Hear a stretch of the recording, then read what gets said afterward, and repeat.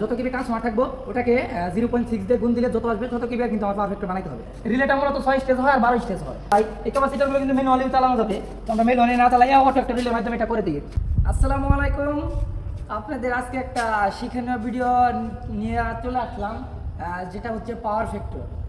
আমার এখান থেকে আজকে একটা পাওয়ার ফ্যাক্টর অন্য একটা ফ্যাক্টরিতে চলে যাবে, যেটা বানাইছি। এটা মূলত বানাইছি হচ্ছে 480 কেবিআর। হ্যাঁ, তো এটা কিসের উপর এই পাওয়ার ফ্যাক্টরটা বানানো হয়, অনেকে কমেন্ট করেন যে এটা কিসের উপর ভিত্তি করে বানাইলেন। তো আসেন আপনাদের দেখাই কিসের উপর ভিত্তি করে বানাইলাম।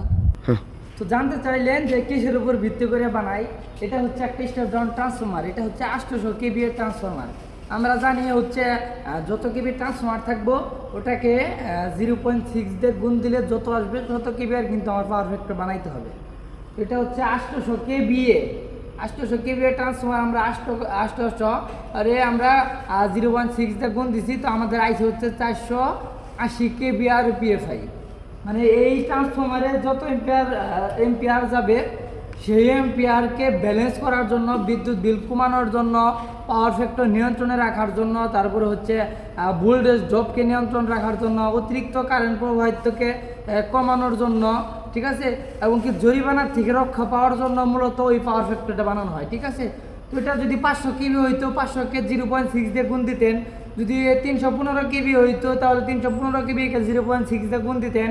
আবার যদি হইতেছে যদি 630 কেবি হইতো তাহলে 630কে 0.6 দিয়ে গুণ দিতেন।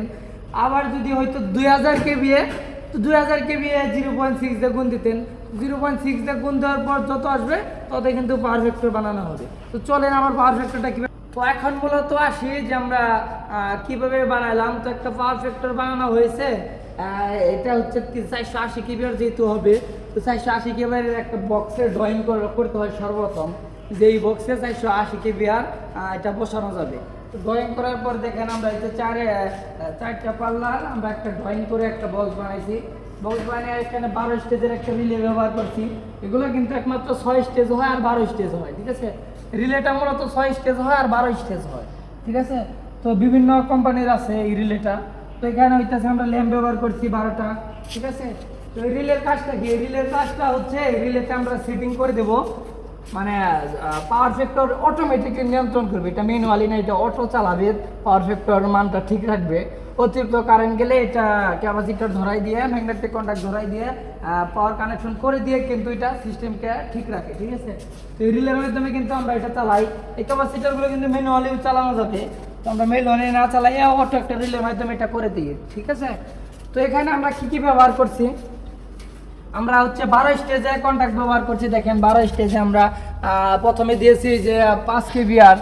প্রথমেই দেখেন একটা ভিতরে 5 দিয়েছি, তারপরে হচ্ছে 10 দিছি, তারপরে হইতেছে 12 দিছি, তারপরে আবার 12 দিছি, তারপর দুইটা মিলে আমরা 30 দিছি একটা কন্ট্যাক্টে, আবার 30 দিছি।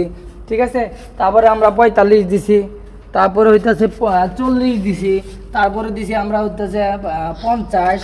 হ্যাঁ, তারপরে দিছি আমরা হইতেছে 60। এভাবে কিন্তু আমরা ক্যাপাসিটার স্টেপগুলা বাড়িয়ে গেছি, যাতে যখন যত এম্পিয়ার যাবে তত এম্পিয়ার অনুযায়ী এই পাওয়ার ফ্যাক্টরটা চলতে পারে। ঠিক আছে, আর আমরা মাঝখানে দেখেন কন্ট্যাক্ট, ম্যাগনেটিক কন্ট্যাক্টগুলো যত এম্পিয়ার আর যাবে সেই এম্পিয়ার অনুযায়ী কিন্তু আমরা ম্যাগনেটিক কন্ট্যাক্টগুলো সিলেক্ট করছি। এদিকে আসেন দেখান, এটা ম্যাগনেটিক কন্ট্যাক্ট, এটা যত এম্পিয়ার নিবে, ক্যাপাসিটারগুলো যত এম্পিয়ার নিবে তার চেয়ে কিন্তু আমরা সেফটি ফ্যাক্টর ধরে কিন্তু ওই যে বেশি দিয়ে দিয়েছি, 100 করে দিয়েছি। দেখছেন ম্যাগনেটিক কন্ট্যাক্ট উপরে আমরা আবার হইতেছে 18 দিয়েছি, 32 দিয়েছি, 65 দিয়েছি, 65 আবার 85, এভাবে কিন্তু আমরা ক্যালকুলেশন করে দিয়েছি।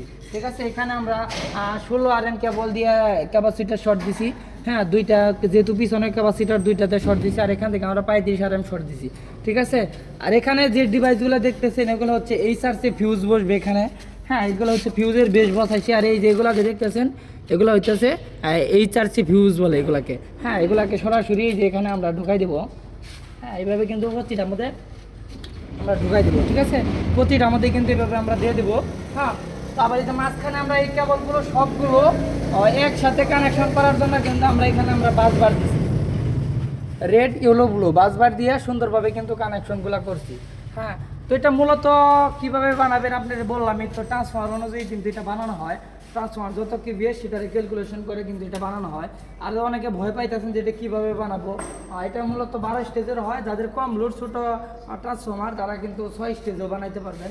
তো এটা বাধ্যতামূলক লাগবে যাদের অন্তত হচ্ছে যে 30 থেকে 40 এম্পিয়ারের উপরে লোড আছে, ক্লিয়ার করে দিই, তাদের কিন্তু এই পাওয়ার ফ্যাক্টরটা বাধ্যতামূলক লাগবে।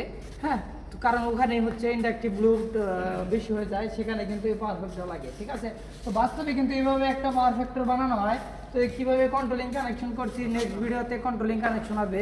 তো মূলত আজকে স্যাম্পলটা বোঝাইলাম, আর পরের ভিডিওতে কিন্তু কন্ট্রোলিং কানেকশন বোঝাবো। ঠিক আছে, তো ভালো থাকবেন, পাশে থাকবেন। আমাদের পেজকে ভালো লাগলে অবশ্যই আশা করি ভালো লাগবে।